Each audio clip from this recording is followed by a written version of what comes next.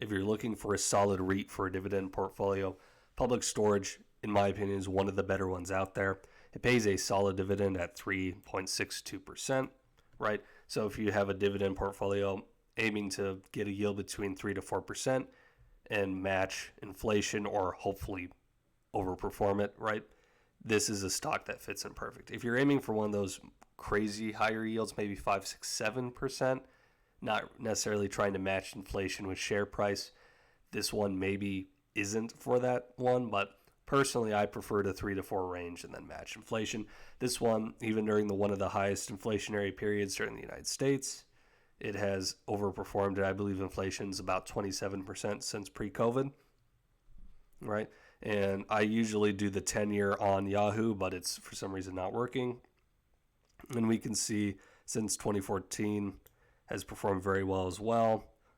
And even if you took it at its peak in 2006, you're still performing well outpacing inflation during this time period. I think it's roughly double, right? We're not going to look at that, but I'm very confident. I've checked that numerous times over the last couple of weeks. So I think it's about 100%, 120% since 2000. So 250% since the peak in 06. And that's if you timed it the worst possible time, right? You would be doing very well in the stock. I don't know if all of you know what Public Storage is. It's kind of in the name. They just do storage facilities, right? A REIT that primarily acquires, develops, owns, and operates self-storage facilities. 3,449 storage facilities in 40 different states. 219 million net rentable square feet. Yeah. So that's what they do. I don't know. I assume most of you know what REITs do, but REITs operate under specific company rules. So if you aren't really familiar with that, you should do some research. So normally I like to look at PE. However, for REITs, PE really isn't as important as something like a tech company, right? The most important thing for a REIT or, something, I was going to say dividend stocks in general, but I do think for other ones it does matter, specifically like more value oriented. I think of Coke or Pepsi, right? PE still definitely matters there.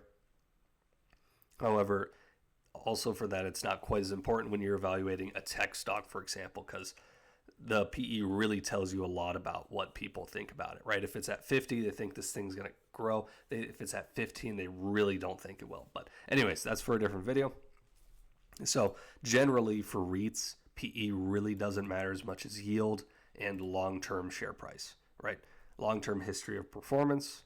So, and this one at least gets a check mark. Certainly on the share price performance, it's done extraordinarily well, but also on the yield, it definitely gets a passing grade, right? At just over 3.5%. Schwab loves it. They absolutely love it. They think it's going to be in the top 4% of stocks performing over the next year.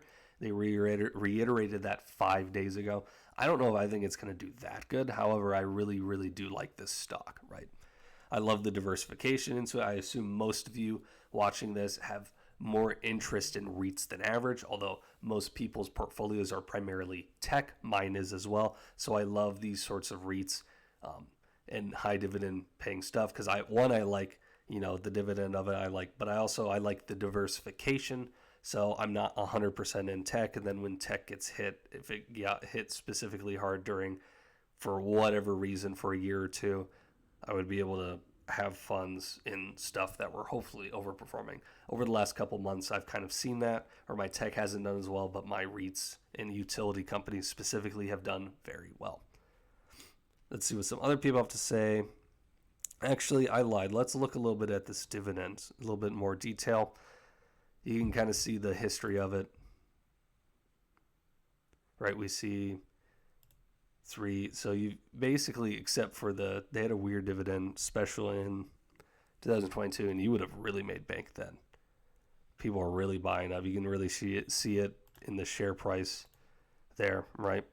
But basically, they're really consistent. They paid out 2 all the way through, and then they've been paying 3. So you can probably count on that $3 per quarter dividend getting paid out.